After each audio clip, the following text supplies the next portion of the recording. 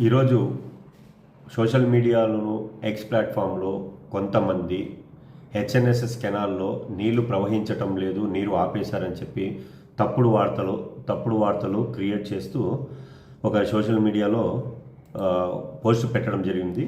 దాన్ని మేము గమనించి ఇమీడియట్లీగా కెనాల్స్ వరకు వెళ్ళి పరిశీలించడం జరిగినది. గత నెల 30వ తేదీన ఆంధ్రప్రదేశ్ ముఖ్యమంత్రి గౌరవనీయులు శ్రీ నారా చంద్రబాబు నాయుడు గారు వచ్చి జలహారతి ఇచ్చిన ప్రదేశంకి వెళ్ళి మేము గమనించడం జరిగింది.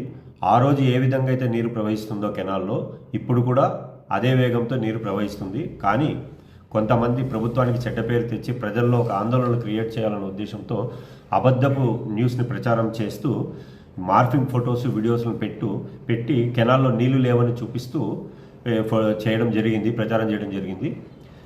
వీటిని ప్రజలు ఎవరు కూడా నమ్మద్దండి, ఆందోళన చెందొద్దండి. ఇది నీరు యథాస్థితిగా కొనసాగుతూ ఉంది ప్రవాహము. ఇటువంటి పోస్టులు పెట్టిన వాళ్ళ మీద ఖచ్చితంగా చట్టరీత్యా చర్య తీసుకుంటున్నాము.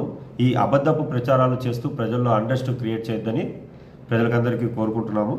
ఈ విధంగా ఎవరైనా అబద్ధపు ప్రచారాలు చేస్తూ తప్పుడు వీడియోలు, మార్ఫింగ్ వీడియోలు పెడుతూ ప్రజల్లో అశాంతిని రేకించకూడదు.